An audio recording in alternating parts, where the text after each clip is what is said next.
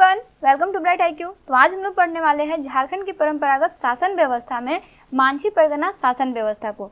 अभी तक हम लोग टोटल 4-5 शासन व्यवस्था के बारे में स्टडी कर चुके हैं, जिसका लिंक डिस्क्रिप्शन बॉक्स में दिया हुआ है। वहां जाके आप सारे वीडियो को अच्छे से स्टडी कर सकते हैं। ये सारा टॉपिक आपका उड़ान बुक से कवर किया गया है।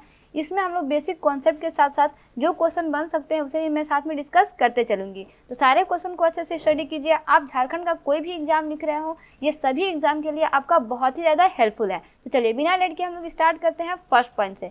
अगर हम लोग बात करते हैं मांझी परगना शासन व्यवस्था की, तो यहाँ पे एक जनजाति निकल करके आती है, संथाल जनजाति।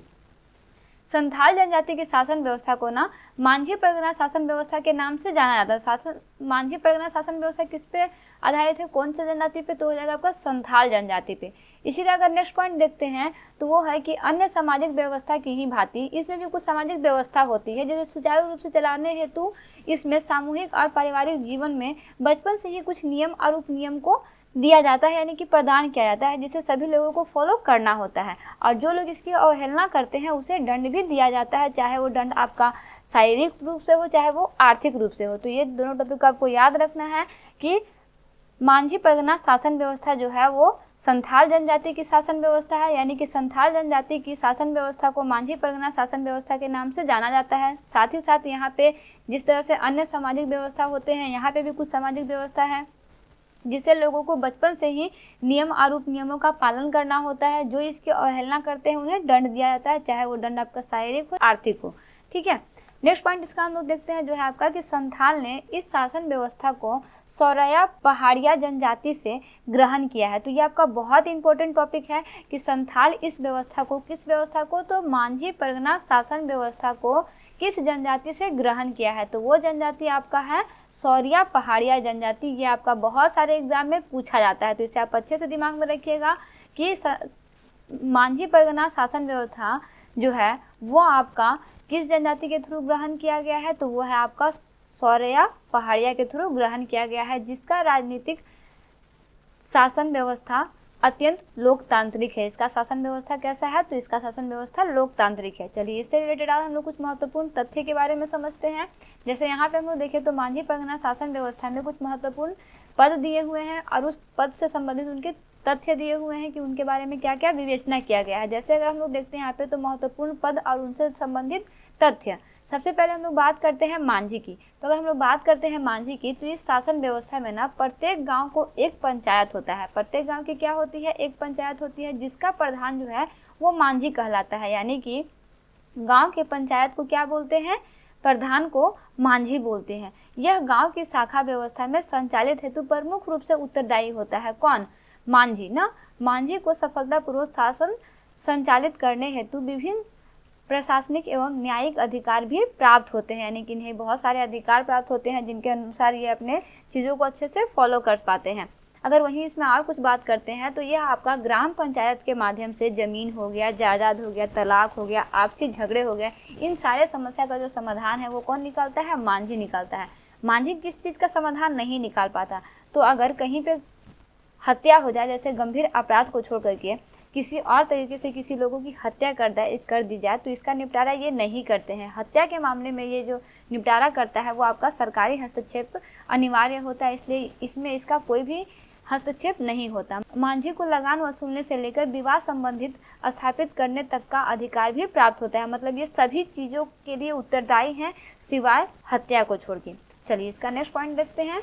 नेक्स्ट पॉइंट में आपका दिया हुआ है परमानिक, जिसे प्राणिक भी बोलते हैं। ये क्या होता है?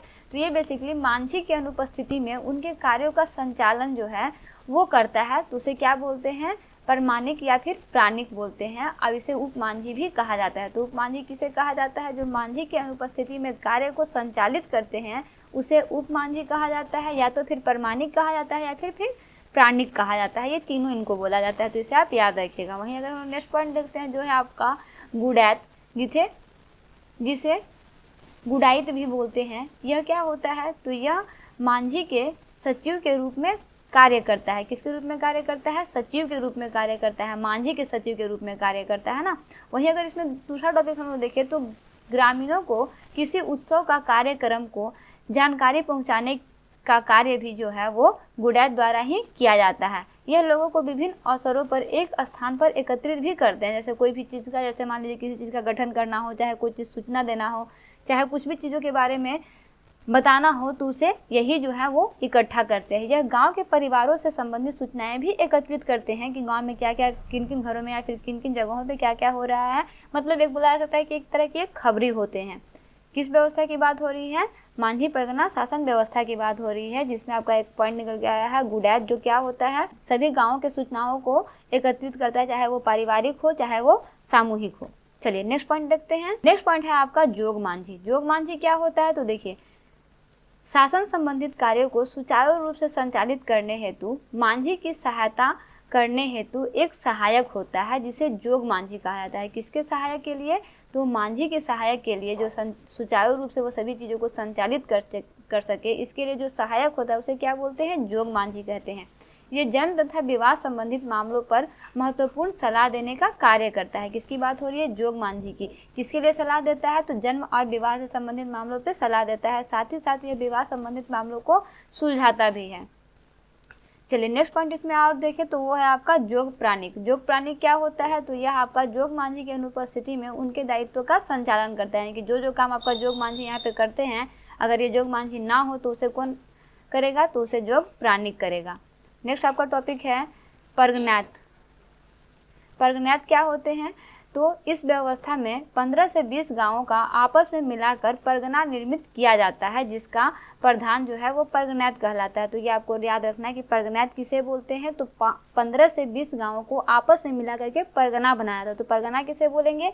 15 से 20 गांवों को मिला करके बनाया हुआ समूह को परगना बोलेंगे। परगनैत किसे बोलेंगे? तो 15 से 20 गांवों को आपस में मिला करके जो परगना निर्मित किया जाता है उसे ही क्या बोलते हैं? उसके प्रधान को परगनैत कहा जाता है। विभिन्न गांवों के विचार के विवादों पर निपटारा करना भी परगना का ही कार्य होता है, फिर परगना द्वारा ही किया जाता है।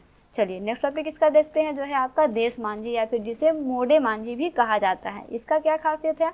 तो यह परगनैत का सहायक होता है। किसका सहायक होता है? परगनैत का सहायक होता है। जस्ट हम लोग देख लें परगनैत के बारे में, जो 5 से 8 गांवों का प्रधान होता है। देखिए इसका सहायक तो होता है, यहाँ पे कितना गांव है? 15 से 20 गांव है, लेकिन यहाँ पे कितना गांव है? 5 से 8 गांव का प्रधान होता है।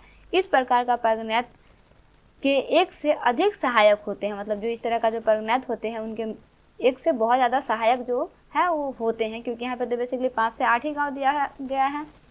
जो मामला मांझी द्वारा नहीं सुलझ पाता उसे देश मांझी को भेज दिया जाता है। तो ये भी आपको याद रखना है कि जब मांझी द्वारा कोई भी मामला नहीं सुलझता तो उसे किसे भेजा जाता है? तो उसे आपको देश मांझी या फिर मोड़े मांझी को भेजा जाता है। तथा देश मांझी की पंचायत में अनसुलझे मामलों को भी परगनैत को स्थानांतरित किया जाता है। मतलब जो भी इनसे नहीं सुलझ पाता है, देश मांझी के पास जो चीज़ नहीं सुलझ पाता है उसे फिर परगनैत को स्थानांतरित करना पड़ता है। फिर ये लोग दोनों आपस में मिलकर के सभी सूचनाओं को या फिर सभी प्रॉब्लम को सॉल्व करते हैं। चलिए नेक्स्ट पॉइंट देखते हैं। नेक्स्ट पॉइंट है आपका दिसुम परगना। ये दिसुम परगना क्या होता है? तो यह आपका परगनैत से उच्च स्तर पर अवस्थित होता है। जैसे हम लोग परगनैत देखें तो वो इसका उच्च स्तर पर होता है। जिन मामलों का निवारण परगनैत की सभा में नहीं होता, अगर हम जस्ट देखें कि क्या क्या चीज़ें जो है वो परगनैत नहीं कर पाता है, उसे दिसुम परगना को हस्तांतरित कर दिया जाता है। यह सभी क्षेत्रों में नहीं पाया जाता। मतलब ये दिसुम परगना जो है वो सभी क्षेत्रों में नहीं पाया जाता। अगर हम लोग बात कर रहे हैं मांझी परगना शासन व्यवस्था की, तो यहाँ पे भी सभी जगहों पे ये नहीं पाया जाता। इसे आपको याद रखना है। नेक्स्ट पॉइंट है आपका भगदो प्रजा। भगदो प्रजा की क्या खासियत है? तो झगड़े के निपटारे में गाँव के कुछ वरिष्ठ लोग जो हैं उनके विचार विमर्श किया जाता है, जिन्हें भगदो मांझी कहते हैं। यानी कि कोई भी चीज़ का झगड़ा हुआ तो लोग जो होते हैं ना, 4 लोग मिलकर आपस में विचार विमर्श करते हैं, उसे ही क्या बोलते हैं? भगदो प्रजा कहते हैं। मतलब साथ में मिलकर बात करने वाले लोग। नेक्स्ट आपका है लासेर टंगाई। लासेर टंगाई क्या है? तो यह गांव के प्रहरी की भांति कार्य करता है, जो बाहरी आक्रमण से गांव की सुरक्षा करते हैं। एक तरह से बोल सकते हैं रखवाल होता है। जो कोई भी गांव में अगर कोई आक्रमण करता है या फिर कोई घुसपैठिया आता है तो उससे इसका सहायता करता है, रखवाली करता है। नेक्स्ट आपका है चौकीदार। चौकीदार तो सभी को पता है कि ये पुलिस की भांति कार्य करता है और ये मांझी के आदेश अनुसार किसी व्यक्ति को गिरफ्तार कर लेता है। वहीं अगर हम लोग नेक्स्ट पॉइंट देखते हैं, जो है आपका नायके। नायके क्या होता है? तो गांव का धार्मिक प्रधान नायके कहलाता है। ये आपको याद रखना है। नायके किसे कहते हैं? तो गांव के धार्मिक प्रधान को क्या बोलते हैं? नायके बोलते हैं। धार्मिक अपराधों पर फैसला नायके द्वारा ही किया जाता है। किसके फैसला? तो जो भी अपराध होते हैं उसका फैसला नायके द्वारा ही किया जाता है। चलिए नेक्स्ट पॉइंट देखते हैं। नेक्स्ट पॉइंट है आपका कुडाम नायके। कुडाम नायके क्या होता है, तो यह उप नायके की भांति कार्य करता है। यह गांव के बाहर देवी देवताओं की पूजा संपन्न करता है, यानी कि जो भी पूजा संपन्न कराने वाले जो लोग होते हैं उसे क्या बोलते हैं, मांझी परगना शासन व्यवस्था में तो उसे कुडाम नायके बोलते हैं। नेक्स्ट पॉइंट है आपका करेला दंड। ये दंड क्या होता है, तो यह सबसे हल्का दंड होता है जिसके तहत अपराधी को 5 से 150 रुपये तक का दंड दिया जाता है। मतलब अगर कोई वो अपराध किया तो उसको या तो 5 रुपये दंड दिया जाएगा या तो फिर वो 150 रुपये दंड स्वरूप देगा। चलिए नेक्स्ट पॉइंट है आपका बिटलाहा। बिटलाहा क्या होता है, तो बिटलाहा जो है इस शासन व्यवस्था की सबसे कठोर सजा होती है। सबसे हल्का सजा क्या होता है, करेला होता है, करेला दंड होता है ना, और बिटलाहा क्या होता है, सबसे कठोर सजा होता है। तो ये आपको याद रखना है। इसमें क्या होता है, जो यौन अपराधों के दोषी होते हैं ना उन्हें बेसिकली बिटलाहा कहा जाता है। तो बिटलाहा के तहत यौन अपराधी का पूर्ण बहिष्कार करते हुए उन्हें गांव से निकाल दिया जाता है। साथ ही साथ दोषी द्वारा क्षमा याचना करने पे, अगर वो क्षमा करता है तो उसे क्षमा तो मिलती है, लेकिन उसके लिए क्या होता है कि पूरे गांव को जाति भोज देने का बिटलाहा की सजा को समाप्त कर दिया जाता है। यानी कि वो अगर पूरे जाति को जाति भोज देगा तो उसके सजा को समाप्त कर दिया जाता है। ये भी प्रावधान यहाँ पे है। कहाँ पे है, मांझी परगना शासन व्यवस्था में है। चलिए नेक्स्ट टॉपिक देखते हैं।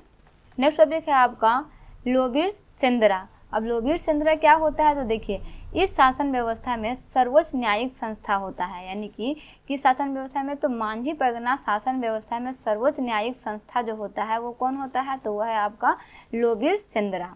चलिए इसी का नेक्स्ट पॉइंट हम लोग देखते हैं जो है आपका सेंदरा बैंसी। अब सेंदरा बैंसी क्या होता है, तो यह शासक व्यवस्था में शिकार परिषद होता है। क्या होता है, शिकार परिषद होता है। तो ये आपको याद रखना है। देखिए ये आपका जो टॉपिक है ना सेंदरा बैंसी, इसे आपको याद रखने का जरूरत है कि यह क्या होता है, तो यह इस शासन व्यवस्था, किस शासन व्यवस्था, तो मांझी परगना शासन व्यवस्था में शिकार परिषद होता है। तो ये आपको याद रखना है। ये बहुत इंपॉर्टेंट क्वेश्चन है, पहले भी एग्जाम में आ चुका है। हालांकि देखने में आपको बहुत छोटा सा लग रहा है, लेकिन ये बोलते हैं ना छोटा पैक बड़ा धमाका, वो वाला क्वेश्चन है ये ना। देखिए अन्य तथ्य में हम लोग देख लेते हैं। जैसे भगदो प्रजा की बात करते हैं तो भगदो प्रजा को छोड़कर देश सभा पदधारियों को इस शासन व्यवस्था में भूमि प्रदान की जाती है। तो ये आपको याद रखना है। इस शासन व्यवस्था में भागसिम के अवसर पर अधिकारियों का चुनाव जो है वो किया जाता है। किसके अवसर पर, तो भागसिम के अवसर पर चुनाव किया जाता है। देखिए यहाँ पे एक नाम समझ निकल करके आता है, यूल रूल्स। यूल रूल्स क्या होता है, तो ये आपका 1856 के नियम के आधार पर मांझी परगना शासन व्यवस्था को कानूनी मान्यता प्रदान की गई थी। यानी कि कानूनी मान्यता इसे प्रदान कब किया गया था, तो वो समय था आपका 1856 का कौन सा नियम था, तो यूल रूल्स नियम था ना। जिसे आपको याद रखना, ये आपका बहुत इंपॉर्टेंट है। तो इस तरह से हमारा मांझी परगना शासन व्यवस्था जो है वो कंप्लीट होता है। अभी तक टोटल हम लोग 4 से 5 चैप्टर को कंप्लीट कर चुके हैं। सारा चैप्टर का लिंक डिस्क्रिप्शन बॉक्स में दिया हुआ है, वहाँ जाकर संपूर्ण क्वेश्चन को अच्छे से स्टडी कर सकते हैं। टॉपिक यहाँ पे आपको कैसा लग रहा है कमेंट बॉक्स में कमेंट जरूर कीजिएगा। ये सारा टॉपिक आपका बहुत ही इंपॉर्टेंट है। एसएससी जेएसएससी सीजीएल का एग्जाम हो या फिर जेपीएससी का एग्जाम हो या तो फिर अदर एग्जाम जो आप लिख रहे हैं, किसी भी एग्जाम में ये बहुत ही हेल्पफुल होने वाला है। जो आपका झारखंड के अंदर है और जिसमें आपका झारखंड सब्जेक्ट मस्ट है, उसमें आपका ये सारा क्वेश्चन जो है अच्छे से पढ़ने का जरूरत है। देखिए इसमें कुछ भी नहीं है, कहानी की तरह अगर आप इसको 1 से 2 बार स्टडी कर लेते हैं तो आई थिंक आप बहुत सारे क्वेश्चन को इसमें फाइंड आउट कर पाएंगे। ज़्यादा इसमें आपको रटने का जरूरत नहीं पड़ेगा। आई श्योर कि आपको सारा टॉपिक जो है समझ में आ रहा होगा। तो मिलते हैं नेक्स्ट वीडियो में एक इंपॉर्टेंट टॉपिक के साथ। Thanks for watching, like and subscribe bright IQ।